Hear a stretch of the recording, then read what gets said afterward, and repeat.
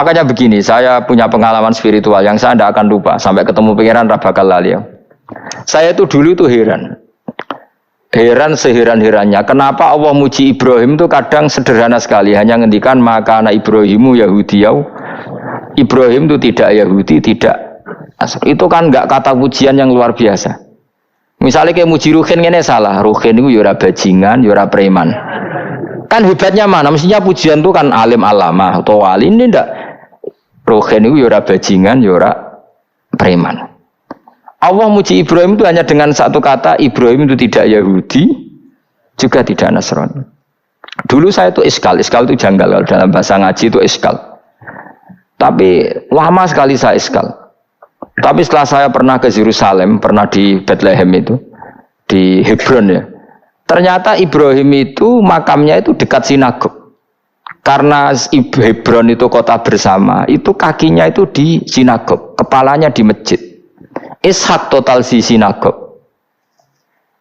Jadi King David itu total di sinagog.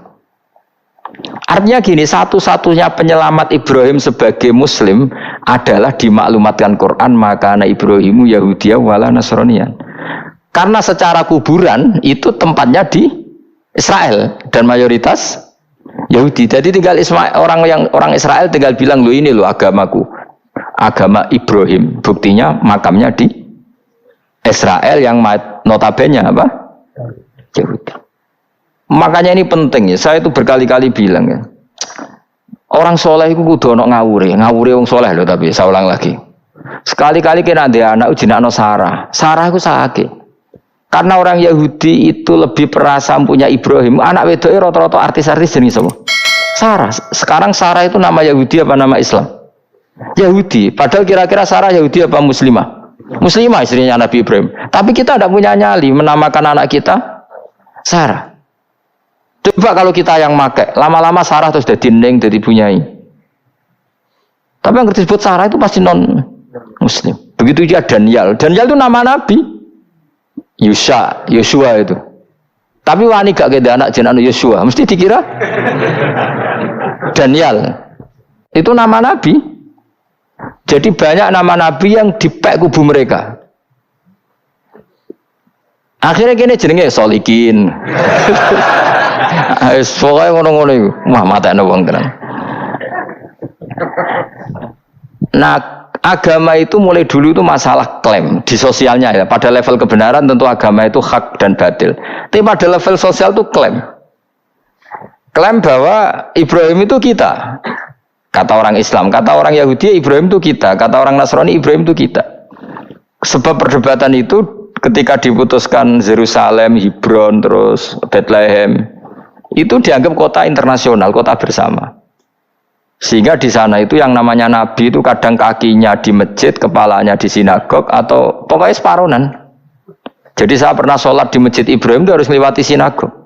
Itu tak inceng Nabi Ishak itu nang tengah-tengah sinagog. Ibrahim lumayan, sirahe nang masjid. Jadi hanya satu bangunan. Sama persis di masjid Yerusalem itu masjid apa? Baitul Maqdis itu. Tembok yang satu yang sebelah ini dipakai tembok ratapan, tembok yang sama yang satu dipakai masjid. Itu jangan satu tembok, bukan dua tembok. Makanya tiga agama ini unik, musuhan tapi titik keramat itu menunjuk yang sama. Orang kok berhubung ra cocok wis aku tak ning Bantul, enggak ada yang seperti itu. Semuanya di titik itu. Dadi nak ndonga yo krungu wong kula nate tempat tembok ratapan yang Yahudi. Nah, pertanyaannya gini, satu-satunya yang bisa meyakinkan umat Islam kalau Ibrahim tidak Yahudi dan Nasrani ya dawuh pangeran. Kenapa? Karena secara fisik makamnya itu di kawasan apa? Yahudi. Nabi Daud para meneh sak kemule iku tembok bintang kejora kabeh. Bahkan kalau ziarah ke sana kudu maca ala Yahudi dulu. Piye gitu. Nabi Daud sing. Nah, di sini ini pentingnya nyuwun sewu, pentingnya dengan tanda kutip pentingnya politik. Jangan-jangan makam-makam itu terserah otoritasnya. Andai kan Indonesia itu menang Wahabi, mungkin makam-makam tulis sentral kemusyrikan, awas bahaya. Karena yang menang Aswaja ya tempat barokah. Ya tinggal yang nulis. Nah ini yang kita khawatirkan. Ibrahim mengalami seperti itu. Andai kan dulu yang menang 100% Umar atau Salahuddin Al-Ayyubi, mungkin Ibrahim itu enggak lagi ada sinagog di seputar Nabi siapa? Ibrahim. Semuanya mas. Tapi sekarang enggak, karena dikuasai dunia internasional itu jalan kakinya di sinagog. Ishak malah total, Ishak itu. Yakub malah total, semua tubuhnya di sinagog, karena Yakub itu nama lainnya siapa? Israel. Ya, nama lainnya Yakub siapa? Makanya Yakub bin Ishak bin Ibrahim. Lah Yakub punya anak namanya Yahuda. Paham ya? Makanya Yahuda bin Yakub bin Ishak bin Ibrahim. Yahuda punya dulur yang li'ab 12, yang punya dulur li'ab itu 2, Bunyamin sama siapa? Yusuf. Yang Bunyamin Yusuf ini sakit. Yang lainnya berapa? 11. Itu 10 kan, berarti 10. Pokoknya bangsa itu berapa itu? Lah itu li'ab hanya berapa? Ada li'ab, ada apa? Sakit. Makanya saya itu mikir. Nah terus perdebatan sejarah itu mesti mengacu ke Dzurriyyah. Dzurriyyah itu komunitas. Nabi Ibrahim itu, Ismail itu lahirnya di Palestina, di Syam, dibawa ke Mekah. Ismail itu kemudian ketika Islam, saya ulang lagi, ketika Islam mengklaim juga agama Ibrahim, itu orang Yahudi mencibir. Kamu kok bilang agama Ibrahim itu alasannya apa? Kita ini yang ikut Ibrahim, kata orang Yahudi, karena kita orang Palestina, kita orang Yerusalem. Terus Nabi Muhammad memberi penjelasannya, tentu diajari Allah, Ibrahim itu pernah hidup di Mekah. Buktinya fihi ayatum bayinatum maqamu, jejak kakinya di situ, jejak kesejarahnya di situ, yaitu istrinya pernah dibawa ke Safa dan Marwah, yaitu peristiwa Hajar nyari apa? Air. Lalu Ibrahim dan Hajar ini punya anak namanya siapa? Ismail, dan itu namanya Abul Arab. Jadi Abul Arab itu Ismail. Bukan Ibrahim. Kenapa kok tidak Ibrahim? Karena Ibrahim juga Abu Syam. Ibrahim masih milik bersama. Yang mulai benar-benar hidup di Mekah itu siapa? Ismail. Maka dulu perdebatan antar para peneliti agama itu, lalu Adnan itu siapa? Makanya terus diputuskan wa adnanu bila raibin inda dzawil ulumin nasabiyah ila dzabihi Ismaila nisbatuhu wa muntama. Lalu pertanyaannya, orang Yahudi yang di Palestina tetap mengklaim kalau mereka turunan siapa? Ibrahim, dan menduga Ibrahim adalah Yahudi. Islam darani Ibrahim Islam. Ya sudah, seperti itu tuh nasib agama, akan begitu terus ila yaumil qiyamah. Kita tentu iman status Ibrahim, maka anak Ibrahimu Yahudiyau wala Nasraniyah. Nah, kenapa harus Quran ngendikan? Karena secara fisik atribut Ibrahim itu sekarang makomnya itu dikuasai Yahudi, akhirnya dikuasai Israel akhirnya juga. Jadi gampangannya ini loh.